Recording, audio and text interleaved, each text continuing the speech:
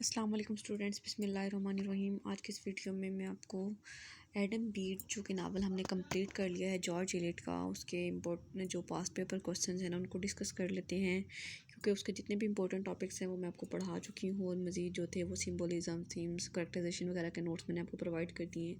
तो past paper में यही क्वेश्चन जो है वो रिपीट हुए हैं जो हमने किए हैं। तो स्टार्ट करते हैं। Discuss the significance of love as a transmitive force in Eliot's Adam Bede. Adam Bede के नावल में जो लव को किस तरह से ट्रांसफॉर्मेटिव फोर्स जो है वो बयान किया गया है कि लव जो है ना इस नावल में बहुत रोल प्ले करता है। जैसे एडम को ले लें, डायना को ले लें, तो उनकी जो लव स्टोरीज जहाँ जहाँ पे भी था ना वो सारा आपने इस क्वेश्चन में लिख देना है। इसके बाद एक 2018 में ही क्रिटिकल नोट आया हुआ सिम्बोलिज्म इन एडम बीट, तो सिम्बोलिज्म वाला क्वेश्चन मैंने आपको सेंड किया था, वो प्रिपेयर कीजिएगा। इसके बाद 2019 का है explore how Eliot's characterisation in Adam Bede is a probing into human psyche. अब कैरेक्टराइजेशन के वर्ड से एक बात आपने याद रखनी है बहुत ज़रूरी, कि कैरेक्टराइजेशन में जब भी एक स्टूडेंट ये गलती करते हैं कि जब आपसे कैरेक्टराइजेशन पूछा जाता है ना तो वो क्या करते हैं कि सारे कैरेक्टर्स को वन बाय वन लिख देते हैं। लेकिन कैरेक्टराइजेशन में आपने कैरेक्टर्स नहीं बताने होते, आपने ये बताना होता है कि ये जो राइटर है, जैसे इसका जॉर्ज इलियट है, तो वो इस करैक्टर के ज़रिए क्या बताना चाह रहा है, इस करैक्टर के ज़रिए क्या मैसेज देना चाह रहा है, क्या दिखाना चाह रहा है हमें। तो आपने उसके बयान करने का अंदाज़ लिखना होता है कि इस करैक्टर के ज़रिए, एडम के करैक्टर के ज़रिए इलियट ये चीज़ शो कर रहा है, डायना के करैक्टर के ज़रिए, ये सब करैक्टर्स को ना वन बाय वन इस तरह से आपने बताना होता है।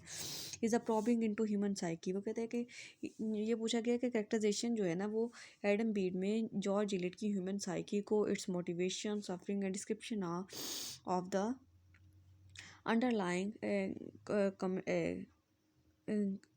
Connections between the conscious and unconsciousness, कि वो कॉन्शियसली और अनकॉन्शियसली किस तरह से ह्यूमन साइकी को, उनके मोटिवेशंस को, उनकी सफरिंग्स को जो है कैरेक्टराइजेशन के थ्रू बयान करता है।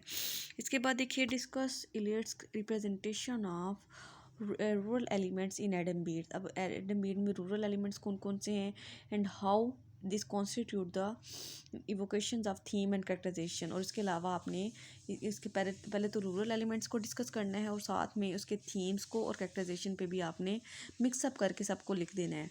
इसके बाद क्रिटिकल नोट आया हुआ रियलिज्म इन एडम बीट, वो क्वेश्चन हमने जॉर्ज इलियट्स रियलिज्म वाला क्वेश्चन किया था, वो लिखेंगे।